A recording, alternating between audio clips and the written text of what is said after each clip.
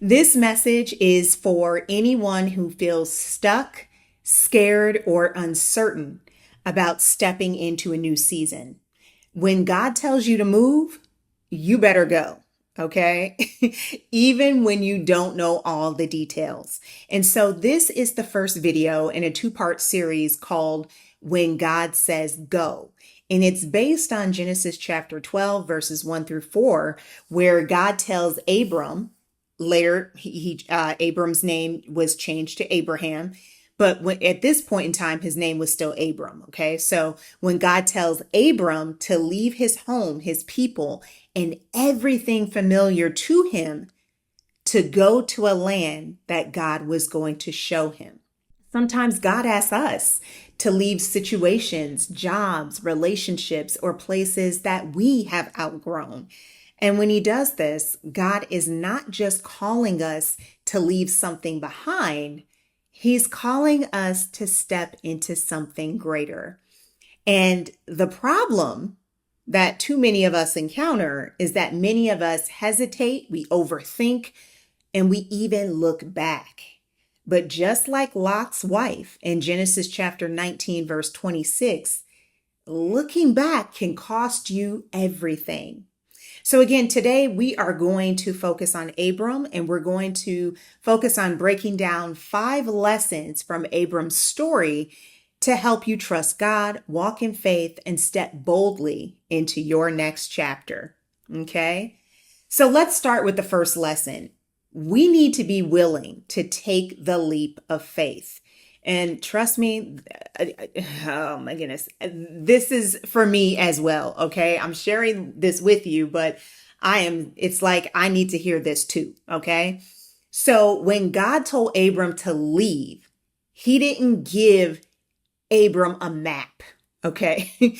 God didn't explain every detail. He simply told Abram, go to the land I will show you. And so faith means moving even when you don't have all the answers. And if you wait until everything feels safe and secure, you'll miss out on God's blessings. And trusting God doesn't mean the path will be easy. It means that God is going to be with you every step of the way. And I have personally seen this play out within the past couple of weeks. I'll talk about this more in some future videos, but I have seen where God has definitely called me to do something.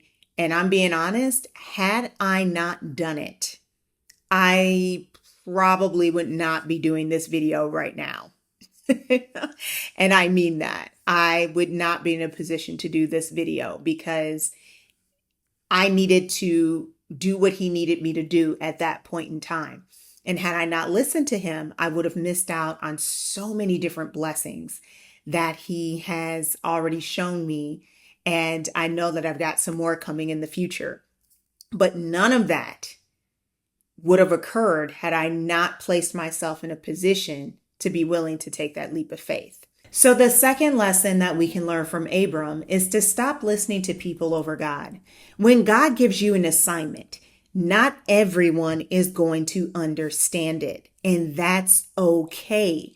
Some people will discourage you. Others will project their fears onto you. And then some will even, I hate to say this, some of those folks will even try to keep you stuck where they are. Okay. But your calling is personal. God didn't give them the vision. He gave it to you. And so when you listen to too many opinions, and trust me, I have been there, you create confusion. Okay. You are literally creating chaos and confusion unnecessarily. But when you listen to God, you create clarity. Again, your calling was for you. It was not a conference call. It was literally between you and God. And so the third lesson is this: God's timing is perfect. Whew, I have seen that play out literally in the past couple of weeks. Crazy. There are no accidents in God's plan. He has specific people, opportunities, and blessings all lined up for you, but you'll only encounter them when you obey his timing. And that's it. You know, it makes me sad when I see so many talented people that are not, that they're just not using the gifts that God has given them. And a lot of that is due to the fact that they were too afraid to step out in faith at the exact moment in time that God told them to do so.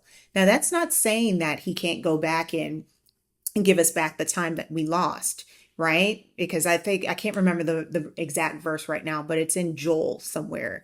And he talks about restoring the time that the locusts have eaten from them. And it's not saying that he can't go back and do that for you, but there are some opportunities that you need to seize right then and there. And if you allow fear to get in the way, man, I mean, just think about how much further you could be, or the other folks along the way that you were supposed to connect with to take you even further in life than where you currently are. So don't let fear make you miss what he has in store for you. You know, one time I was in a horrible situation. It was a hot mess, okay? And I needed help. And I literally stayed up all night praying to God. And he literally sent me a complete stranger to help me the next morning. Little did I know that God leveraged that incredibly horrible scenario for us to be a blessing to each other. So the stranger blessed me, and I was in a position to bless the stranger.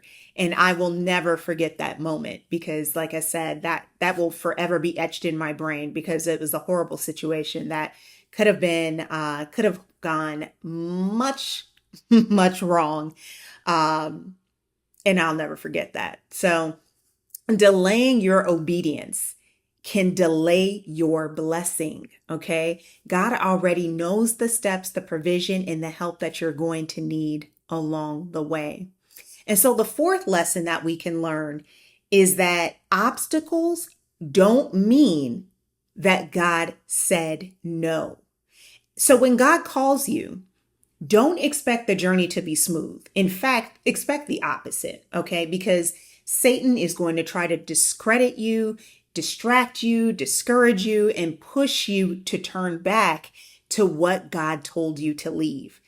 And I have definitely seen that play out. There have been quite a few instances just in the past couple of weeks that I felt like I wanted to return back to what God had told me to leave. And here's the thing. Obstacles, if you view obstacles the correct way, many times those obstacles that we encounter, especially if they're not created by us, okay, by our, making stupid decisions and things of that nature, if there are truly obstacles that you encounter that you didn't cause, those obstacles are there as proof that you are on the right path, because obstacles test your faith and they build your strength. And instead of focusing on the problems around you, you look up and you focus on Christ. So I want you to pray, ask for wisdom, and trust that God is going to provide a way forward, which he always does. And last but not least, here's the last lesson. Moving forward isn't starting over. And so many of us have been conditioned into believing that leaving something behind means that you've lost. And it doesn't. It means that God is elevating you. Abram left behind everything that he knew, but he gained everything that God had planned for him. And so when God calls you to move, he's calling you higher. And sometimes, those relationships, those jobs and environments, they just can't go with you into your next season. And that's okay. Really, it's okay. You're not starting from scratch. You're stepping into your breakthrough. And so here's the takeaway from the lessons that we can learn from Abram, okay? We need to be willing to take that leap of faith. We need to stop listening to people over God, and we need to trust God's timing. Expect to encounter obstacles, but don't give up, all right? And last but not least, moving forward isn't starting over. When God says go, go and don't look back. And so let me know in the comments, what step of faith are you trusting God with right now? And if this message has been a blessing to you, please be sure to like this video, share it with a friend, and be sure to subscribe to the channel for more faith-based content. And remember, if you're everything to everyone, you risk being no one. You never know who you will inspire. See you in the next video.